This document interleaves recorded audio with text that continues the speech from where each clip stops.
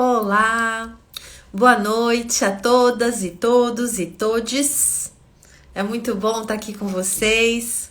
Tava com saudade, fiquei uma semana sem aparecer aqui na live do Instagram, porque justamente essa live que eu vou fazer hoje com a minha amiga Ariadne Barreto era para ter sido na semana passada, mas eu tive problemas de agenda, ela também, e a gente não conseguiu se acertar, né? Geralmente eu faço essa live aqui no Instagram na quinta-feira, mas aí nós adiamos para sexta e aí de sexta tivemos que adiar para hoje. Então a gente começa essa live hoje, na segunda-feira, dia 10 de agosto. Passou tão rápido esse ano, né, gente? Tá?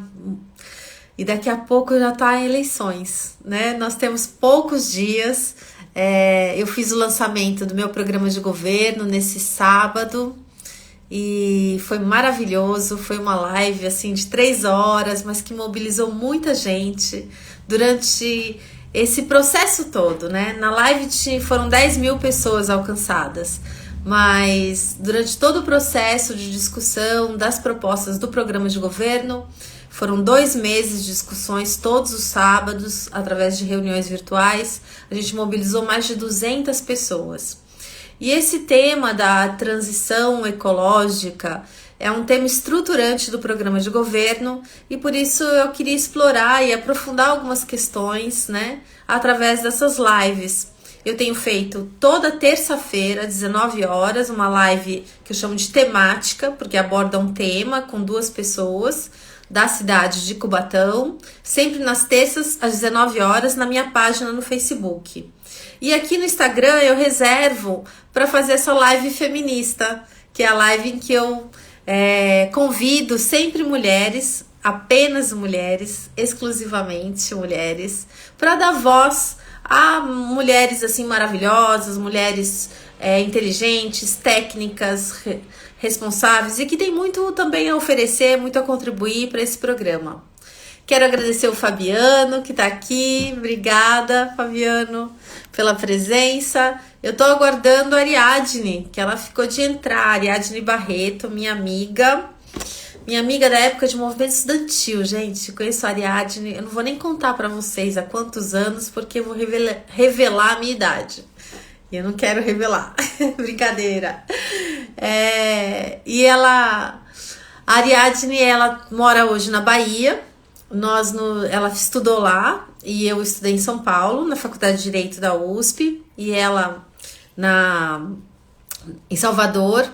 Mas nós duas fazíamos movimento estudantil e nós nos encontrávamos no Encontro Nacional de Estudantes de Direito, né, nos ENEDs da vida.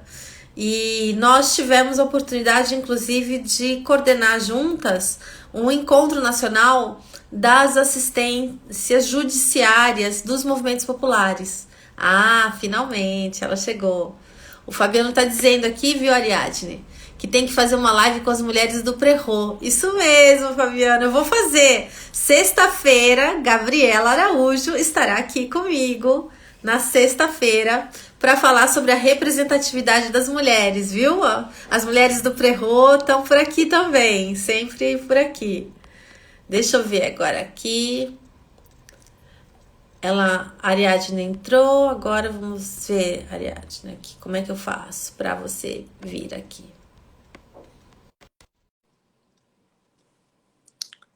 A Cida, cumprimentar. Tá certo, a gente abre também uma brecha. Oi, tudo bom, Ariadne? Que bom estar aqui com você, querida. Feliz. Tá me ouvindo bem? Tô sim. E você Ah, tá que me bom. ouvindo? Eu tava aqui brincando, o Fabiano tava me fazendo companhia enquanto você não chegava. E ele tá naquele grupo Prerrogativas que eu já falei para você, Sim, né? Aquele grupo sim. chiquérrimo que eu tenho a oportunidade de participar. E o Fabiano é um dos grandes lá do Prerro, um dos articuladores do grupo. E ele estava cobrando a presença. Eu falei que era uma live só para mulheres aqui no Instagram, que eu reservo esse espaço, né? Para ser uma ação afirmativa também, né? De reconhecimento e valorização das mulheres que nem sempre têm o mesmo espaço que os homens em especial nas instâncias de poder, né? A gente sofre isso no dia a dia, né? E aí estava Uhum. cobrando aí a presença das mulheres do Prerro, então, do grupo. E eu falei para ele que na sexta-feira eu vou fazer uma live com a minha amiga Gabriela Araújo, que é uma advogada eleitoralista, né? E a gente vai falar sobre a representatividade das mulheres na política. Mas, ó, tem várias pessoas aqui já entrando, ó, eles vão mandando comentário. Fabiano, todo apoio a vocês. A Mônica Marques, minha amiga também, pré-candidata a vereadora aqui de Cubatão. A Cida é professora, secretária-geral da POSP aqui da Baixada Santista. Inclusive, vou fazer uma live com ela amanhã, mas no Facebook, para tratar da volta às aulas. A gente, né, vai tentar responder essa pergunta. Cubatão está preparado para voltar às aulas? Porque o prefeito estava indo na onda aqui do governador do estado querendo retomar as aulas agora em setembro. Ele, por conta da mobilização dos professores, da POSP, né, do sindicato também dos professores de Cubatão, eles acabaram recuando, né, o estado prorrogou para 1º de outubro, mas a verdade é que a gente sabe que em outubro ainda não vai estar em condições, né? A proposta que os educadores têm defendido é que a suspensão das aulas, né, do ponto de vista presencial, é claro que as aulas continuam, né, à distância, seja feita até o final do ano. Você está trabalhando na Secretaria de Educação, não é isso, Adi? Sim, eu, E aí, como é que está aí na Bahia é, essa questão da volta às aulas? bem, assim, acho que o tempo inteiro na secretaria se trabalhou em várias frentes, né? As frentes emergenciais de atendimento, as demandas estudantis, como a questão da segurança alimentar, mas, ao mesmo tempo, pactos com segmentos, né? Os programas em relação à cooperação federada, e, ao mesmo tempo, se trabalhou cenários, possíveis cenários de retorno. Tudo isso sempre orientado a partir das deliberações do governador, e o nosso governador, como você sabe, ele atua no consórcio do Nordeste e tem um comitê científico que tem subsidiado bastante esses governadores e tem sido para nós um alento, porque a racionalidade científica, mas não só a racionalidade, mas estudos comparados, contribuições, tem mais de 1.700 pesquisadores atuando nesse comitê. Então, eu acho que a gente tem tido alguns momentos sempre muita cautela, mas ao mesmo tempo as pressões são muito grandes e a secretaria trabalhou alguns cenários e nesse momento tem preparado bastante as situações de infraestrutura, mas não houve ainda uma deliberação sobre isso, mas investimentos têm sido feitos nas estruturas das unidades escolares e na organização de protocolos para possíveis cenários de retorno. Essas são as informações. Entendi. Não, muito legal. Você já me deu 2 ganchos aqui, mas antes eu quero cumprimentar uma pessoa que eu não vejo há muitos anos, que é a Andréia Batista, que está aqui. Andréia, que saudade de você, viu? A Andréia foi minha estagiária em São José dos Campos, acredita? Tenho amigas hoje, né, que já trabalharam comigo há muitos anos. Logo que eu me formei, Ariadne, eu fui trabalhar na Prefeitura de São José dos Campos como procuradora do patrimônio imobiliário. Foi o primeiro cargo público que eu tive. Aí de lá eu já fui como secretária de assuntos jurídicos para Caçapava. E aí passei no concurso aqui em Cubatão, voltei para Cubatão, né? Para assumir meu cargo e acabei assumindo aqui também a chefia da Secretaria de Assuntos Jurídicos, até ser convidada para trabalhar em Brasília. E eu e a Ariadne, eu já estava contando aqui para eles, enquanto você não chegava, que nós nos conhecemos na faculdade, né? Eu estudando Direito em São Paulo, você aí em Salvador, mas a gente se encontrou no movimento, nos encontros,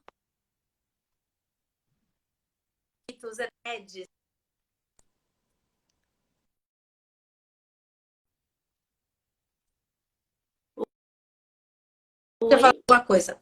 Aí, ó. oi, sim, agora. Não, não, a Andréia falando que tá com saudade. Aqui, ó, e também tem outros amigos aqui, a Soraya, que é uma turismóloga, que tem também acompanhado todas as lives, participado do programa. Obrigada, Soraya. O Eduardo, meu amigo do Guarujá, Eduardo Bush.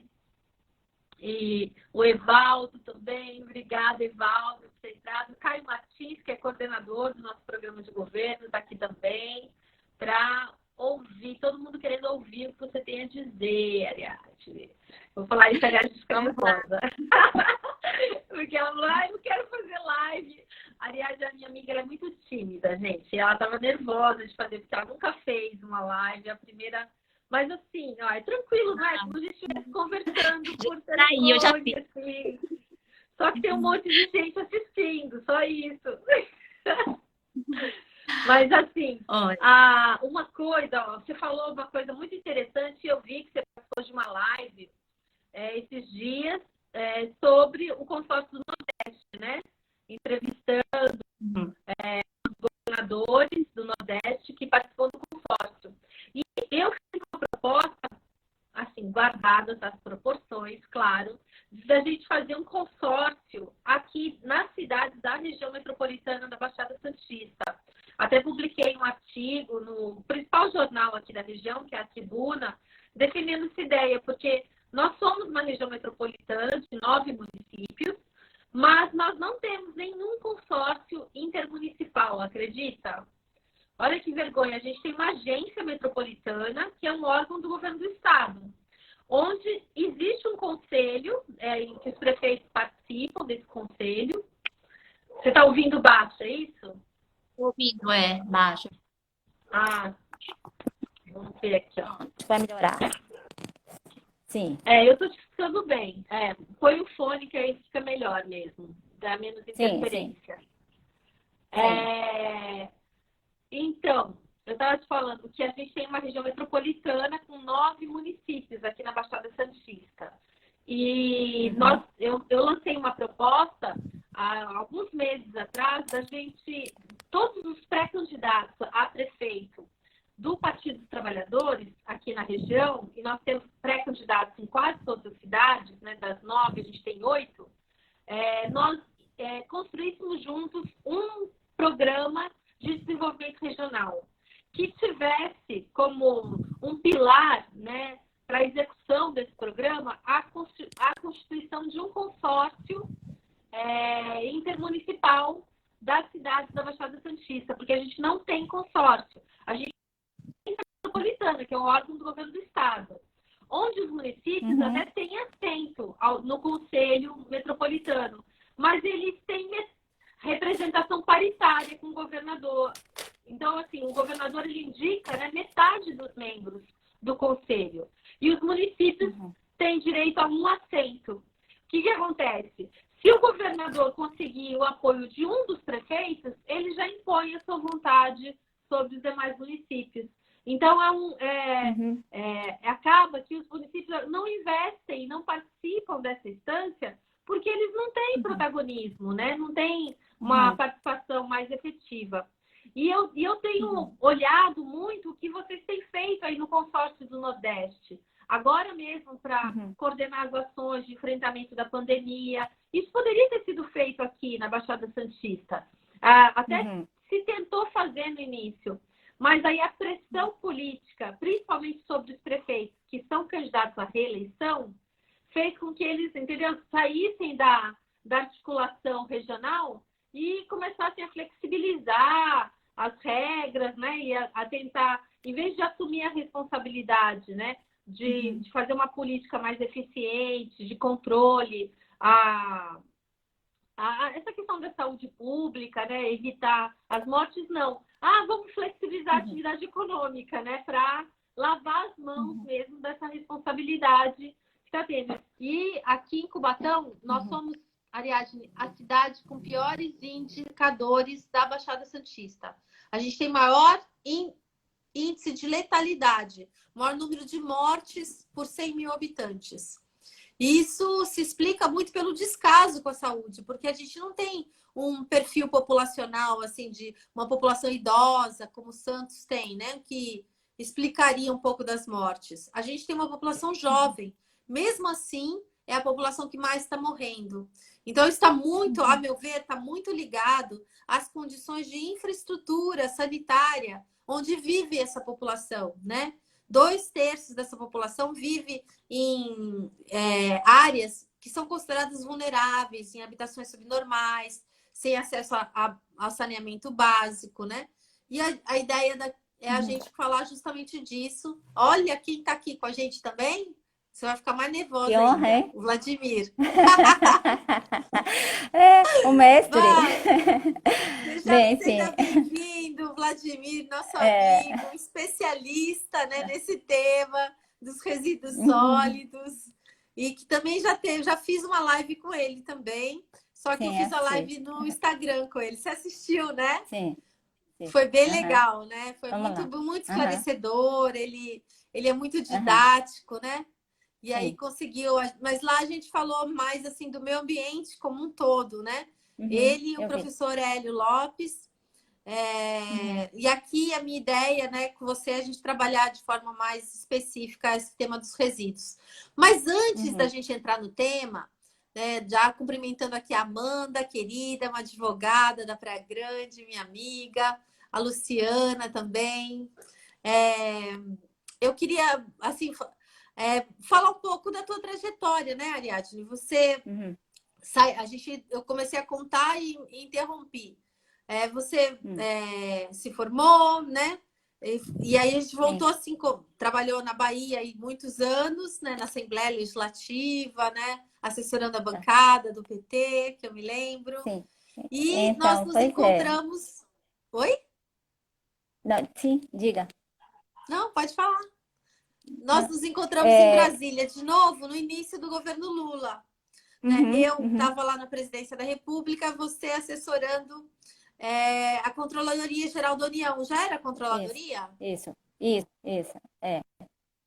Paula, assim, eu Então, acho que fala um pouquinho. essa trajetória nossa, né, de vida que nos fez nos reencontrar muitas vezes, em muitas ocasiões, dada a nossa identidade e paixão por temas comuns, né? A questão da gestão, a A gente políticas foi fazer públicas, mestrado juntas. gestão, planejamento. Então, foram muitos momentos, e esse último de Brasília, o mais rico, que nos tornou mais próximas, no sentido de uma convivência possível, porque morávamos na mesma cidade.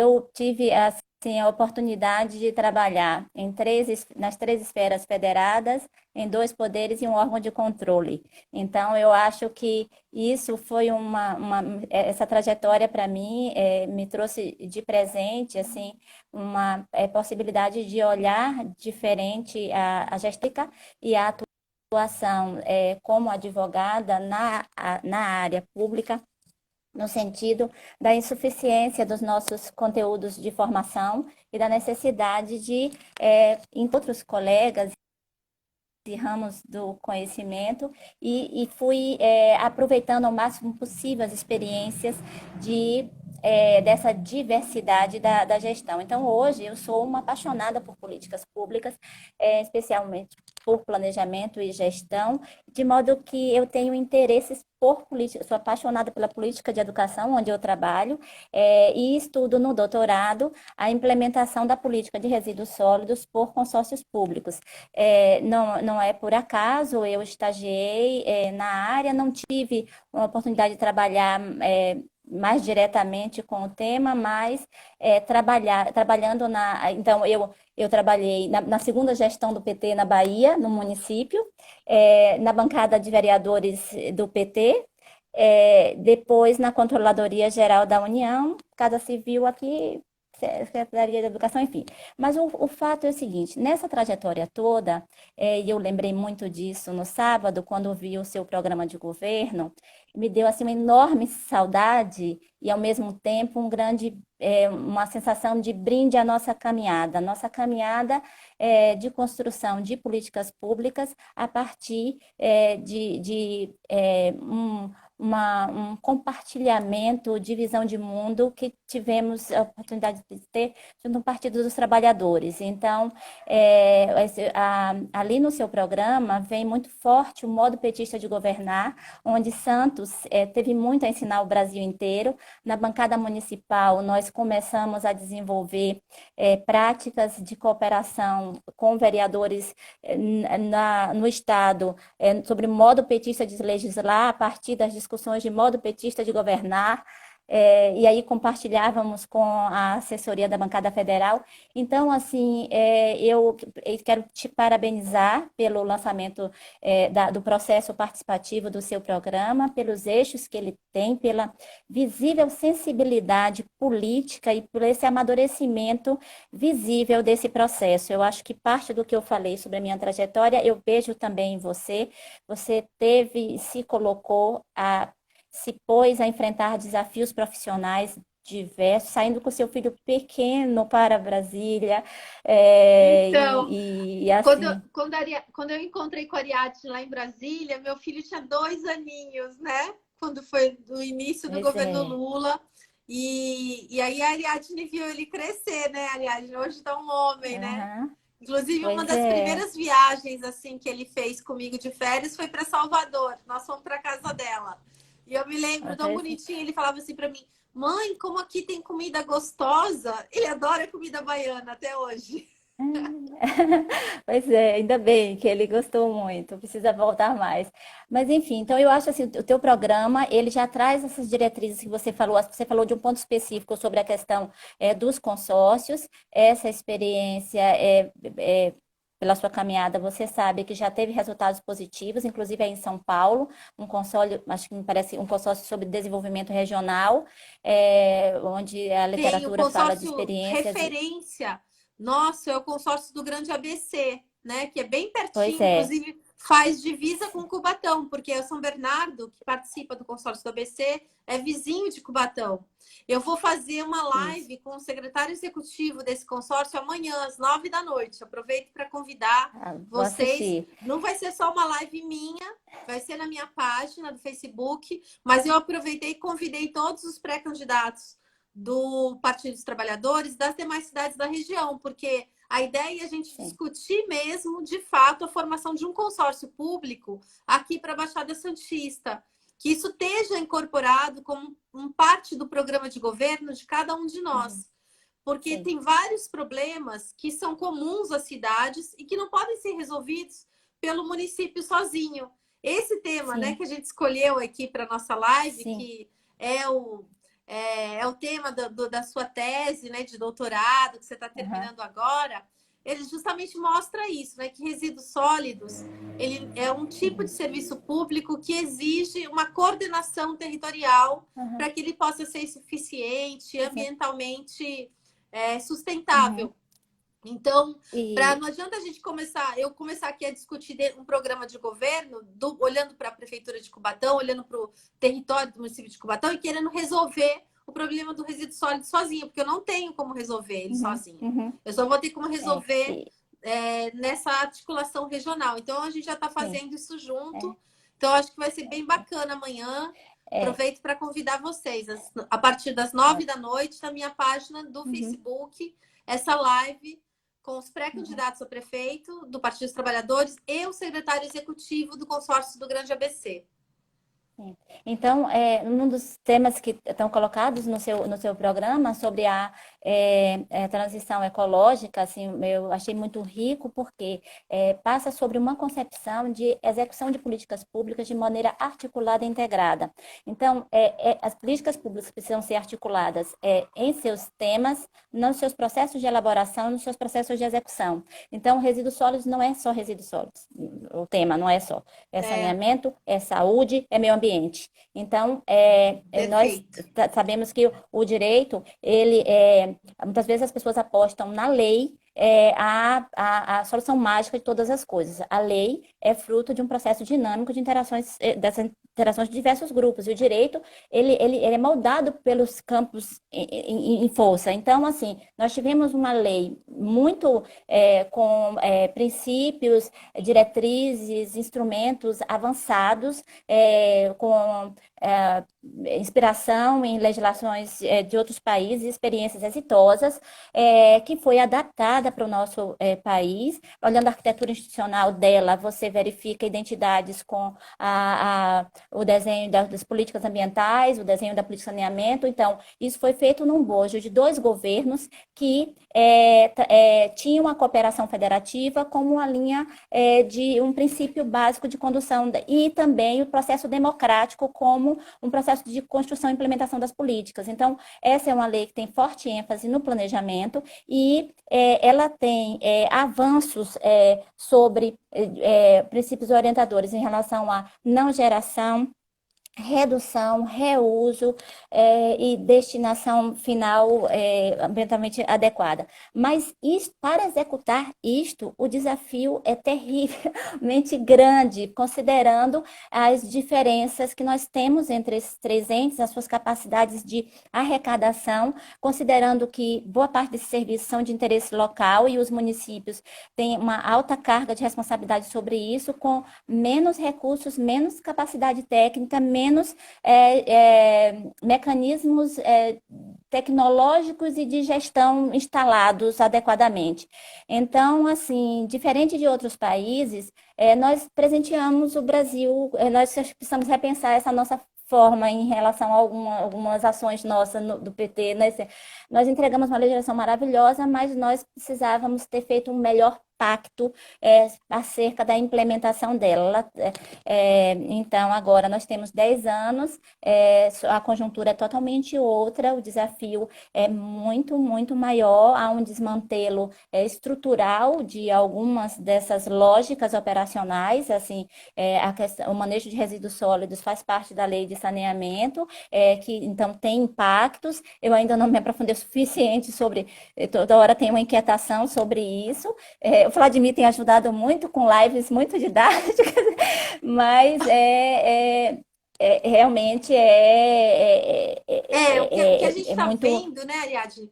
É assim, com esse Sim. novo marco legal do saneamento, é a indução da privatização do setor.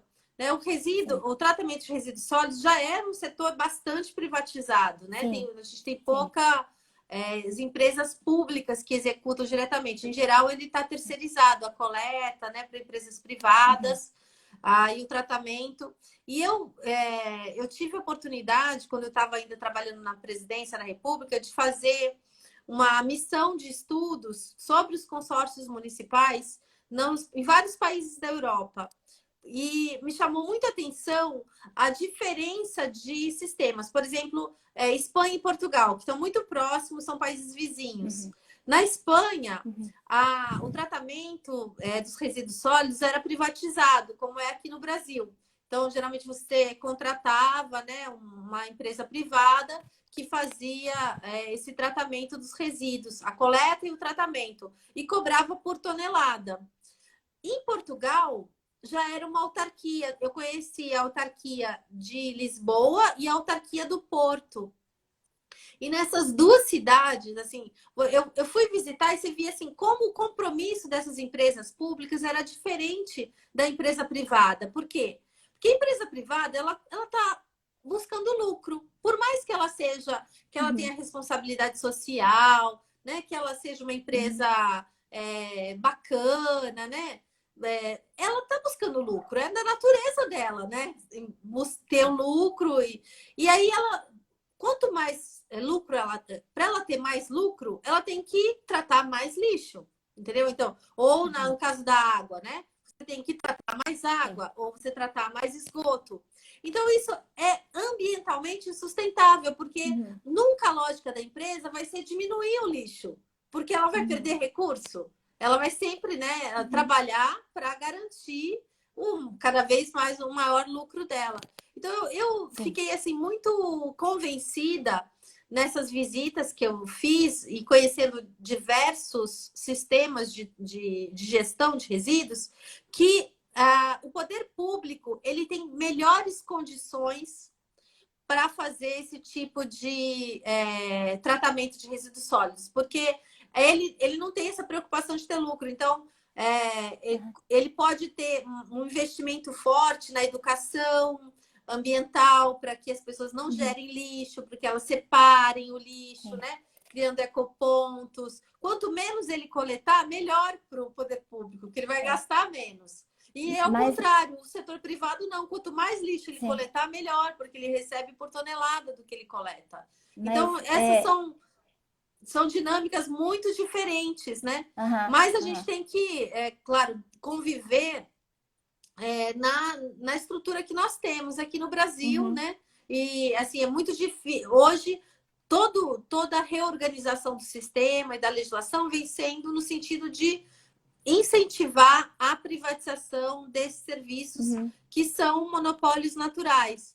Então, eu sempre alego assim, gente, nem a vantagem da concorrência a gente tem com essa privatização. Porque uma das vantagens, né, que você poderia ter é a possibilidade de ter várias empresas concorrendo para que você tivesse uma tarifa mais barata, um serviço melhor. Mas não, são serviços que são monopólios naturais, então você não vai ter esse benefício da concorrência.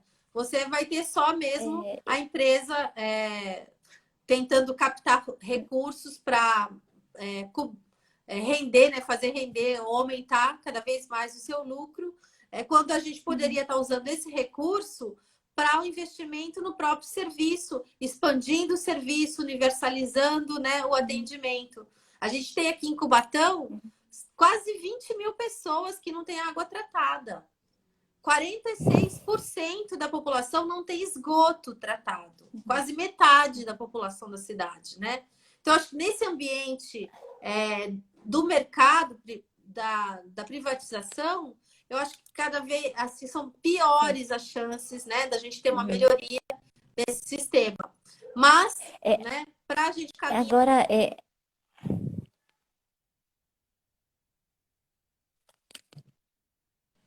Fala.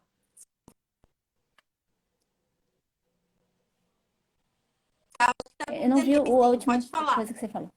Alô?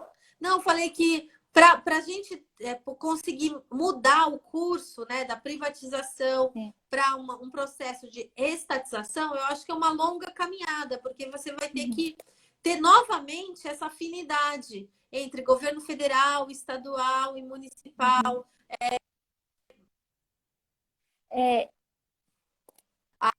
Uma maior do poder público nesses processos. Eu acho assim, a investigar, né? Assim, a investigar com mais profundidade os impactos dessa questão da desestrutura, na verdade, esse marco novo, ele desestrutura uma política que tinha toda uma lógica de financiamento que fazia com que com subsídios cruzados, municípios menores pudessem ser atendidos com maior atenção. E nesse momento agora essa concorrência pode deixar um grande número de municípios em situação desfavorável, mas como eu disse, eu acho que é uma questão de investigar melhor como atenuar os impactos ou que brigas travar diante de tudo isso. E eu acho que eu não posso falar muito sobre esse assunto específico, mas no campo dos resíduos sólidos, só um minuto, no campo dos resíduos sólidos, eu acho que a questão de vários serviços que já eram assim, operados na lógica privada, não necessariamente eles... mas é que é o seguinte, a gente tem uma lei fantástica, mas tem práticas antigas, como se não existisse tudo que a lei propõe para a inovação no campo. Então, quando muda a discussão conceitual de resíduo versus lixo, é que resíduo ele carrega em si uma alta potencialidade econômica. Então, enquanto ele não é rejeito, ou seja, aquilo que não é mais possível de aproveitar sob qualquer hipótese, que esse sim vai para a destinação final, todos os outros podem ter um aproveitamento econômico. Então, você tem toda uma. Na verdade, assim, eu acho que a questão dos nossos pactos é que eu acho que Vladimir chegou a falar um pouco sobre isso quando ele comentou sobre a questão das embalagens e fez uma análise de outros países. Mas na verdade é isso. Um pacto nacional sobre o modo de produção, ele se faz necessário para uma real efetivação dessa legislação, porque embora então assim, a questão da logística reversa, a possibilidade de, então, aquele que o grande gerador que produz então, produtos de alta possibilidade de poluição e de anos e anos para decomposição, poderiam retornar para a própria indústria para um reaproveitamento do material ou reutilização de peças, enfim, é o que essa lógica de serviço agregada, né, que divide a responsabilidade entre o poder público, os geradores e o consumidor, de uma nova interação, novas possibilidades de relação. Então, em 2016, eu tive a oportunidade, eu trabalhava na CEPLAN, na área de cooperação federativa, e por conta desse trabalho, eu fui selecionada para um curso sobre a gestão de resíduos sólidos no Japão. Sim, eu ia te pedir para Isso é contar uma sobre essa experiência do e aí Japão. eu acho que é uma questão que Viu, gente? Ela foi para o dialoga com isso. Japão para estudar o sistema lá no Japão. Vera. Assim, o que foi, mudou o tema da minha tese. Antes eu ia estudar a gestão ambiental compartilhada e aí agora resolvi estudar a gestão é, de resíduos sólidos. Resíduos. Então, o que acontece no Japão, assim, eles estabelecem assim, mais ou menos três fases das políticas lá. Então, o Japão, desde 1900, tem medidas relacionadas ao tratamento de resíduos. No início, numa lógica sanitária, somente de saúde, assim, não muito distante da nossa realidade. Nós temos ênfase sobre a não em todas as suas dimensões, a nossa política recente, mas dos anos 70 para cá. E no Japão, dos anos 70 para cá, eles trabalham questões da questão do resíduo e do combate à poluição. E a partir, não me lembro bem se talvez final da década de 90, a questão mais ou menos essa lógica que tem na nossa política sobre não geração, redução, reuso. Então, algumas questões fundamentais lá. Nós temos estruturas de governo totalmente diferentes, mas o modus operandi foi pacto nacional, por uma questão muito objetiva e que é semelhante ao que vivemos agora com a Covid-19, uma ameaça uma sensação e um temor de autoextermínio por graves, parece assim meio louco assim, mas não é.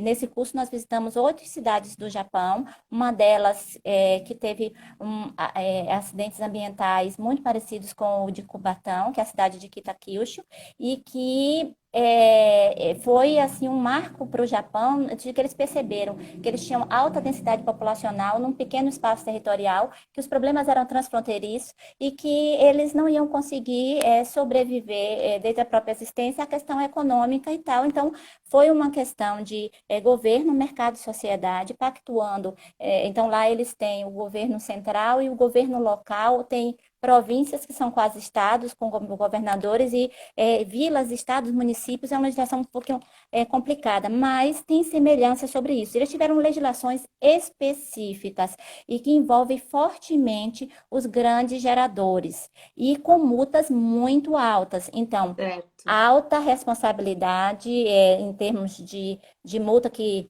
o crime não compensa. Aham. Nós temos uma fragilização nesse sentido, nós temos fragilização de fiscalização e fragilização em relação aos valores de multas, etc.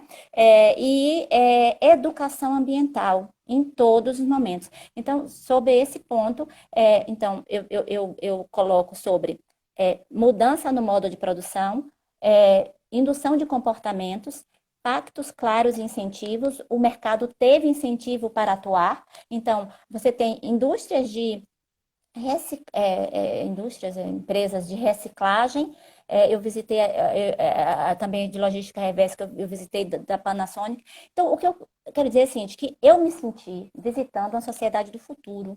E era Sei. aqui agora num tempo contemporâneo, mas em que a sociedade estava plenamente envolvida. Ela se responsabiliza, ela paga pelo resíduo gerado, pelo rejeito gerado. Então, as pessoas lá secam o seu lixo antes de colocar no saco de lixo. Por quê? Porque eles também pagam pelo peso, né, do Pelo peso que eles transporte, pelo geram. peso do transporte, pelo que eles geram. Então, você tem alta participação do privado, mas com uma forte regulação pública e Sim. envolvimento de todos. Então, é uma lógica diferente. A nossa lei dá instrumentos para isso, mas nós não tivemos práticas de gestões em todos os níveis que nos permitissem avanços.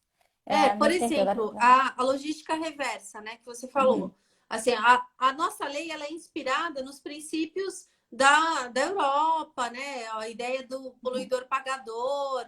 uhum, Mas quando a gente vai lá para os pactos, aí tinha que ter os pactos, né, entre o poder público e as grandes empresas, tal. Os pactos uhum, foram super frouxos, né? Você, uhum, paulatinamente tem que pegar de volta só 30% das embalagens que você gera. E o resto dos uhum, 70%, né? Que fica o município, acaba sobrecarregando o próprio município, que é titular do serviço de coleta, uhum, né? Tem que fazer a coleta disso e uhum, acaba não aproveitando. Muitas vezes não tem esse investimento na coleta uhum, seletiva, né? Vai tudo para muita coisa que podia estar sendo reaproveitada, né? Está sendo jogada uhum, como rejeito, né? E aí uhum. isso vai superlotando os aterros, né? Sim. A gente mesmo aqui na região, a gente tem um aterro que é o Sítio das Neves e ele fica na área continental de Santos. Ah, Mas ele também já está condenado. Assim, ele já está usando um prazo já de uma prorrogação que a empresa estadual aqui que faz o controle, né, ambiental, que é a CETESB, aham, né? Ela já deu uma prorrogação de 2 anos que vai terminar no ano que vem. sim. Então, o que eles estão falando agora? Eles para tentar dar uma solução em incineração. Uhum, Está sendo construída, né, um centro de incineração, mas assim, os ambientalistas aqui da região têm questionado muito, porque uhum, a incineração de um material, por exemplo, úmido, ela uhum, não gera calor. E ela sim. gera uma série de poluentes, ela, né, Sim. na atmosfera, partículas. Então, assim, ela está sendo vendida, a incineração, como algo Uhum, ambientalmente uhum, legal, sustentável, quando na verdade ela pode ser muito pior do que o lixão, né? uhum. O dano que ela pode gerar. Sim. Então, lá no Japão também tem uma experiência, a gente visitou uma experiência Fala. consorciada, e lá eu me lembrei de você. Mas, assim, eu acho que nosso modelo, ele é um arranjo muito, assim, bem trabalhado. Parabéns a você, a Vladimir, que trabalharam nessa legislação. E eu acho que, assim, você falou no início sobre montar um consórcio de desenvolvimento regional, pode ser um consórcio multifinalitário, pode Sim. é um Eu esforço administrativo muito grande, assim, no Brasil nós temos experiências diferenciadas de gestão de resíduos sólidos por consórcios públicos. Então, horas só para a operação do aterro, horas para alguma questão de tratamento, mas assim, eu acho que a gente pode apostar muito mais nesse instrumento de gestão. A Bahia, que é objeto da minha pesquisa, nós temos 35 consórcios multifinalitários, mas É nós todo, tivemos até para esclarecer, Ariadne, todo o território da Bahia todos os municípios da Bahia participam de algum consórcio ou tem municípios que não estão em nenhum consórcio, você Paula, sabe? eu não sei exatamente se tiver Mas é muito, um número são, muito são alto, poucos, viu, gente? é Imagina altíssimo. E aí, 35 consórcios, é, quase a totalidade dos municípios e, na e Bahia aí estão vou te dizer consorciados. que foi uma estratégia, né? Eu acho assim que seguindo a linha do governo federal, os governos Wagner e Rui incorporaram uma série Que de são governadores instrumental. do Partido dos dos Trabalhadores, para quem não trabalhadores, sabe, né? incorporaram instrumentos de gestão, a metodologia do PPA 12, a partir de 1215, foi um planejamento participativo, integrado. A cooperação federativa se dá em várias situações, por exemplo, a CEPLAN faz curso de PPA para o PPA municipal, os prefeitos novos, todos têm curso da nossa CEPLAN para que se faça mais ou menos dessa maneira. Houve, por parte do governo do estado, como se fosse uma mobilização para sensibilizar prefeitos para constituir os consórcios públicos como uma estratégia de execução de políticas estaduais por consórcios públicos, e por isso nós temos 35 consórcios multifinalitários, que são, no início, a ideia era o 27, correspondente aos nossos 27 territórios de identidade, que são nossas unidades de planejamento. Depois, por questões de pertencimento e, enfim, das dinâmicas próprias de relação dos municípios, eles fizeram diferentes composições. Então, é uma experiência rica, assim, a Bahia, eu te traí, quero te dizer, desculpe, você disse que era a primeira live, mas não é a primeira live. Eu fiz uma com os governadores do Consórcio Nordeste, sobre o Consórcio Nordeste, Eu e falei. então eu falei isso sobre, assim, o Piauí e a Bahia tem muito a ensinar sobre gestão territorial, sobre desenvolvimento territorial, e assim, sobretudo do aspecto de desenho e de aposta numa relação democrática. Então, nem sempre a gente tem todos os êxitos que o sonho quis que a gente alcançasse, mas a Claro. caminhada, eu garanto que tem sido muito rica e tem aprimorado o nosso processo de planejamento. Por exemplo, cada vez mais nosso processo de planejamento ele está mais articulado com demandas os próprios consórcios. Hoje eles têm uma federação estadual de consórcios, eles têm um relacionamento intenso com o governo. Agora, a gente tem o lançamento para a elaboração do Plano Estadual de Resíduos Sólidos. Os consórcios são colocados como instrumento de excelência para a implementação. Então, eu acho que, nem que pese o cenário que nós vivemos, Paulo, vale a pena apostar, sim, e porque são mecanismos de resistência. Vede o consórcio do Nordeste, que não obstante é uma política do governo federal totalmente desfavorável, porque é uma reconfiguração de poder também. Então, essa reconfiguração de poder faz a afirmação, assim como as mulheres ocupando espaços na política, significa uma afirmação de um espaço de fala diferenciado, com possibilidades diferenciadas de construção de realidade de mundo. E ontem eu fiquei com inveja, inveja não, eu fiquei com ciúme. A Márcia falou que você é uma estrela brilhante. E eu tinha pensado isso sobre você assistindo, falei assim, gente, é para brilhar, que você estava brilhando. E assim, mas nós temos muitas mulheres brilhantes e que têm brilhado muito na história do nosso país e são inspiração para essa caminhada. Então, deixa eu aí me aproveitar desculpe, e estou citar falando uma demais, delas mas aqui, ó. Tá aqui com a gente a Thaís Emídio, a Thaís é assistente social aqui da sim. Prefeitura de Cubatão, e ela tá falando, ó, com certeza, Paula, prefeita de Cubatão, despontará como liderança regional. Sim, sim, sim. Muito bem, Você tem obrigada. experiência, sensibilidade e um acúmulo de experiência de gestão muito grande. A Thaís também Eu, está falando aqui, ó, o lixo é um desafio, né, que se faz cada vez mais urgente.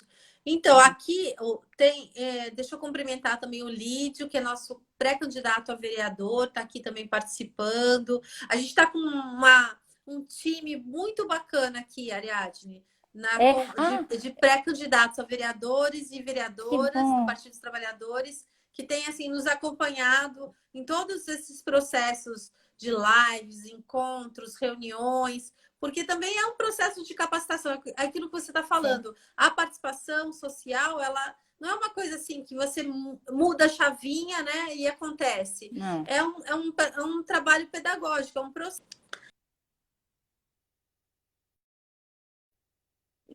e que falhadinha aqui de é, plano, mas tá e me vendo, que né? é isso. E eu reitero que assim é estratégico, assim você tem linhas básicas do seu programa, linhas estratégicas, sensíveis e com alta possibilidade de alcançar muito mais resultados, porque carrega aí uma síntese de experiências bastante exitosas. E como disse lá o Paulo Teixeira, assim, eu conte comigo, eu estou Ah, você para assistiu ajudar mesmo, hein? hoje Legal.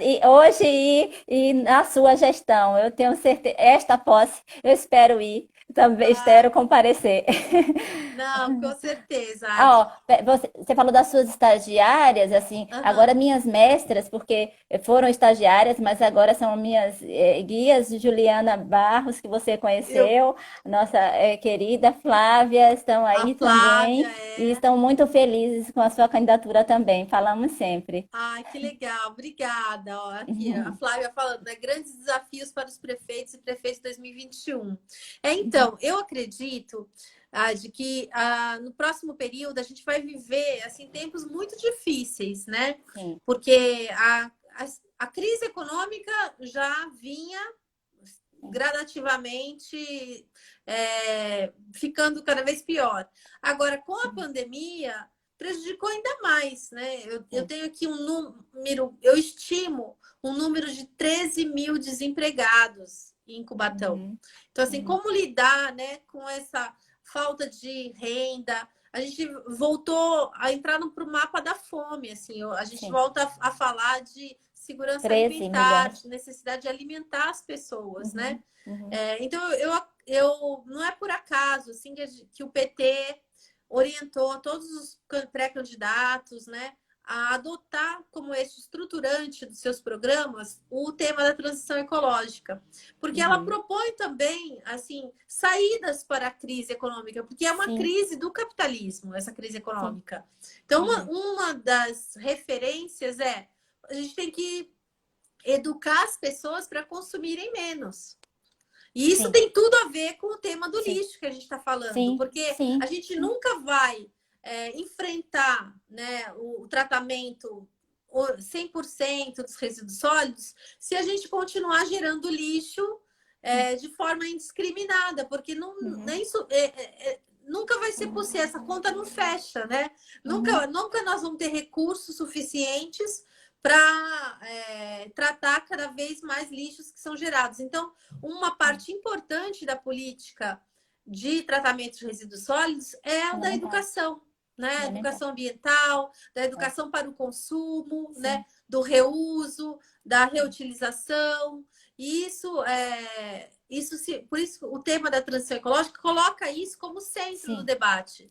Ó, a gente gasta milhões. Olha, aqui na Baixada Santista, nós estamos falando de 300 milhões em serviços de coleta de lixo.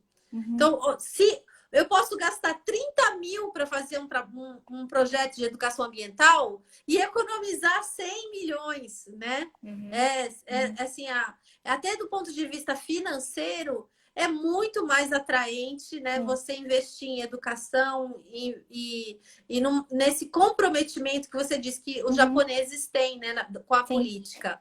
Então, você criar instrumentos.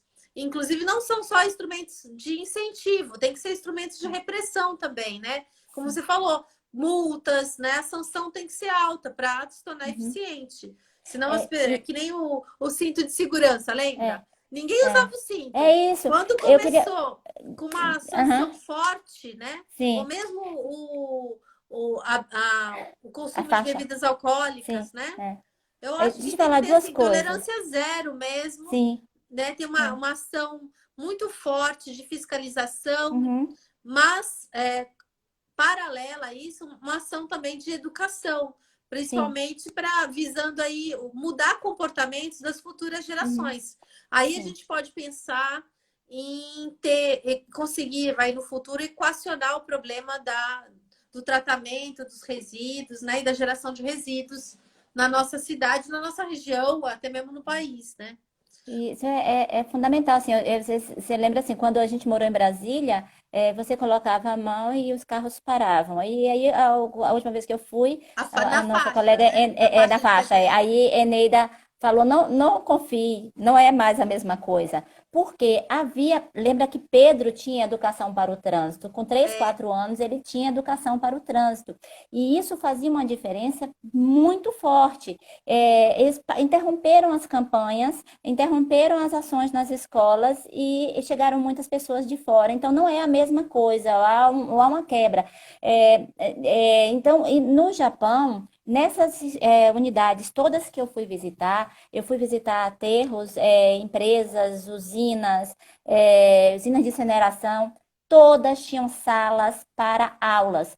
Todas as crianças do Japão, nos diferentes momentos da vida escolar, têm passagem por essas instâncias, uma questão de conscientização. Há pouco eu assisti uma live com a Kátia, da SLU, que foi da SLU de Brasília. Ela falou assim que uma visita ao lixão é uma coisa que todas as pessoas deveriam passar para compreender as nossas responsabilidades sobre e quem somos nós, o que consumimos e o que fazemos. Então, assim, e sobre esse ponto eu quero colocar assim que vários ambientalistas têm discutido a correlação da questão ambiental com a existência do coronavírus.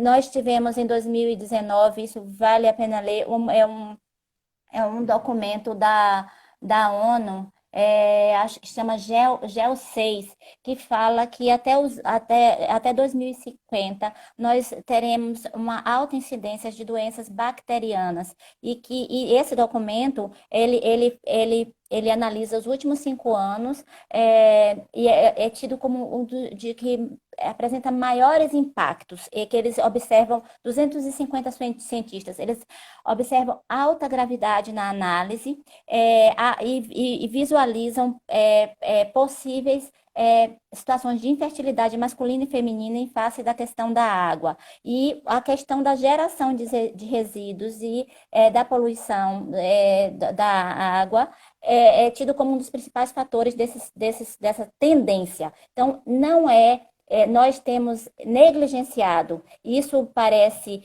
fala setorializada, mas nós estamos convivendo. O Japão conviveu, mas aqui o processo do Brasil nos deixa dúvidas sobre o quanto a gente internaliza a gravidade dessas coisas. Vídeo que você começou a falar no início, que é a discussão de volta às aulas, quando é uma aula metida completamente assim. Insensível, dadas as condições da gente não ter condições adequadas de tratar, seja de infra ou de medicamentos, e até, então, as medidas têm que ser adotadas, mas, sobretudo, com respeito e é, preservação da vida, da existência, claro. né? Olha, a gente já tá chegando no final. Não falei que Tá. era rápido, ó, Ah, falta 2 minutos só, tá vendo?